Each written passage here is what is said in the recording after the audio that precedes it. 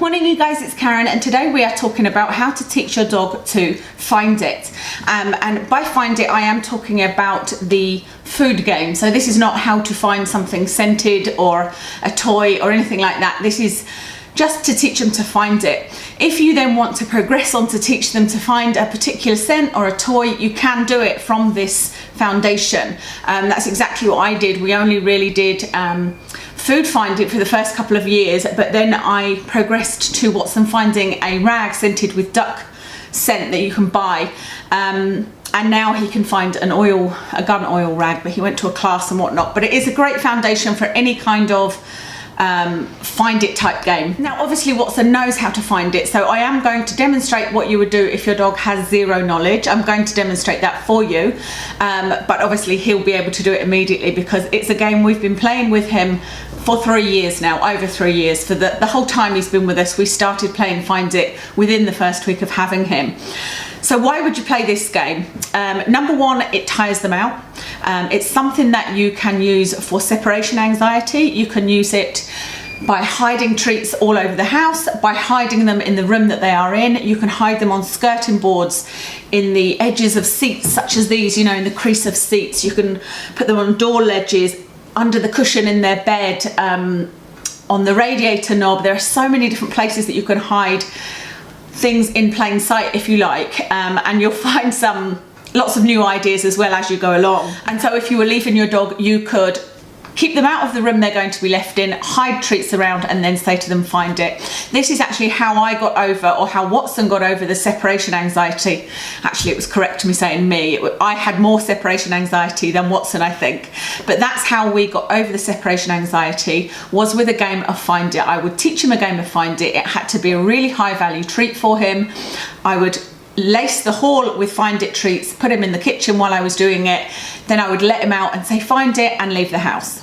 That's one of the things you can do with it. Another thing is, if you are busy, you can stop for 5 minutes, put treats around a room, and then go back to what you were doing, and they will not only enjoy sniffing around the room and finding the treats, but after that, the scenting, it's said that like 10 minutes of scenting is like a half-an-hour walk, or maybe even more than that. So they will be tired and probably have a snooze after the Find It game. So it's something to tire them out. You can use it to stop your dog jumping at strangers. If you teach them the Find It game, especially bring it outside, teach them it outside once you've taught them it inside. Just take some treats with you and throw it on the grass and say, find it. Once you've done that and you're outside and you see your dog going towards somebody and you know they're going to jump, you can shout, find it, which is much easier, I find, than shouting, yeah, please turn your back, you know, especially if it's a stranger. Just shout, find it, and your dog will turn around and start looking for the treat.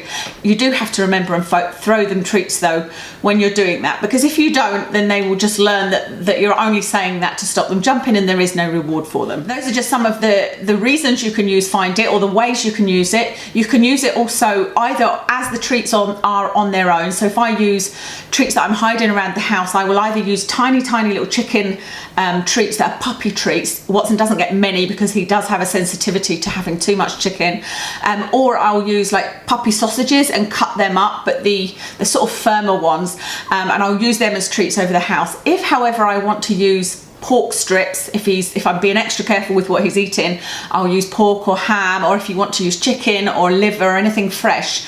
Obviously we don't want that sitting on all of our skirting boards, etc. I forgot the name there. So what you can do instead is put them in boxes and hide those boxes around the room, and it can be tissue boxes, empty drug boxes, empty kitchen roll holders, toilet roll holders, I mean literally everything, food holders, you know, anything you've got in packets, anything you've got in pots, you can put a treat in each one. I've just got a big empty Budweiser beer box, and anytime we have an empty cardboard box, it gets thrown in there, and then when I need to do a Find It with pork, I'll put it in each box and hide it in wherever we're playing Find It. Watson has gone in the garden just now, and he's done that because he knows it's 4:30, which is about the time we do either some training or we have a game with him. And so today we're going to do a game of Find It, and I quite often do it in the garden because it is somewhere I can use the pork. The only thing is he's pretty used to where I'm hiding it now. I need to get a bit more genius with where I'm hiding it. When you're setting up your Find It game, you can either put them in a room with a safety gate. I know a lot of us use safety gates, or get your partner to hold the dog while you set up the Find It. Or it's the perfect opportunity to teach them a great sit stay. And then what happens is you're extra tiring them out if you're getting them to stay and watch you putting things in a certain place. Now obviously they're not going to remember everything. They will remember some of the places you put the food in, but like I said, they'll be extra tired from the game because they will have to fight their impulse to not stay and to come and get the treats. And so I do that with Watson in the garden. I will get him to sit just at the door here, and he will be watching while I put the treats out, and then I'll say to him, okay, find it, and he'll go off and find it. But that little time of watching me will tire him out more. So onto the game of Find It. I will show you me doing it in different areas, and I'll show you it, like I said, as if Watson had never done Find It before, and then hopefully you can do this with your dog and let me know how you get on. Game, I have got my pork here. I've got a whole bunch of pork and I'm going to hide it in the garden. So what I'm going to do is ask him to stay and plant it around the garden. But let me first show you what you would do if your dog has no idea about Find It. Okay, so all I would do is drop a piece of treat right in front of them and say Find It. Find it. Good boy. Find it. Clever boy. Find it. Find it. What's this way? Find it. Clever boy. So you can see I'm just putting it right where he can see it. So just make it really obvious for them. You can point it out. And then once they've got the hang of that, and you'll need to do that a few times, you could then put it in a box in that exact same way. Just grab this night nurse box, and I'm just going to put a little bit of pork in it, and I'm going to put it right in front of Watson. Watson, find it, and throw the box down so that he can then find it. And so he's getting the method, he's understanding what it's all about. So you can see Watson's up there. I've asked him to stay, and I'm now going to start hiding treats, and I am going to put them around him because that will make it more difficult for him to stay, and he'll really have to concentrate. Stay. Leave it. Leave it. Good boy.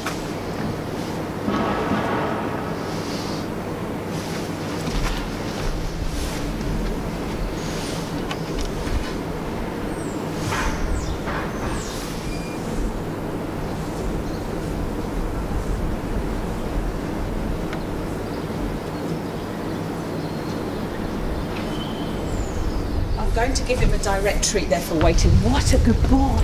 Okay, find him. And you'll see he'll now get started on his Find It.